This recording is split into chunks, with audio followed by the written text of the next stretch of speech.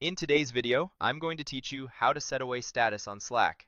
By the end, you'll know exactly how to switch your presence to away, return to active, clear any leftover status text, and double check that everything looks right to your teammates. I'll walk you through each click so you can follow along without confusion. Start by opening Slack, either in your browser or the desktop app, and make sure you're inside your workspace. To anchor everything in a familiar place, click into any channel. It doesn't matter which one. The idea is just to get to a standard channel view where all the usual controls are visible. Now open the channel's member list. You'll typically find a button or link labeled View Members near the top of the channel pane. Clicking this opens a sidebar that shows everyone in the channel. This is handy not only for seeing who's around, but also for quickly getting to your own profile details in context. Inside that member sidebar, find your own name. It may be labeled with U to make it easy to spot. Click your entry to bring up your profile preview. In that preview, look for the line that shows your current presence, which may read something like Active, Notifications Snoozed. Click that line. This is a common place where Slack surfaces quick controls related to your presence and status. If a pop-up or panel appears and it's not the one you need, close it using the X in the corner.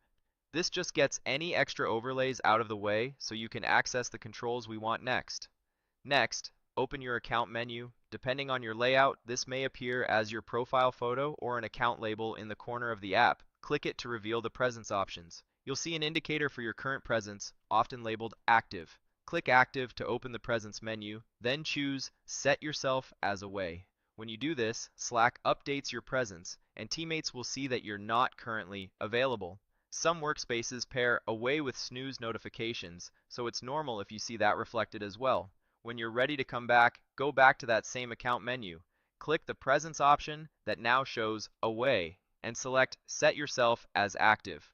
This switches you back to online, which is helpful if you've returned from a break or you want to make sure people know you're available in real time. Before we finish, it's a good practice to clear any residual custom status text or emoji that might confuse your team. In the same account menu, look for Clear Status and click it. Clearing status removes any message like in a meeting or a coffee cup emoji that you may have set earlier, so your presence reflects only active or away without extra notes. Let's verify that everything looks right from a teammate's perspective. Open the channel's member list again by clicking View Members. Find your name in the list and click it to open your profile preview.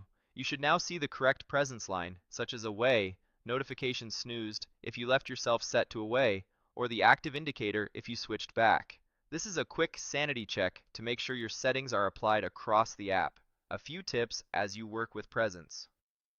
Activity in Slack can automatically switch you back to active if your workspace allows it.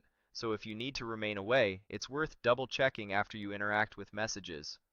Also, presence is different from Do Not Disturb. If you see mentions of snooze notifications, that's Slack temporarily holding alerts, which can coexist with your away state. That's it.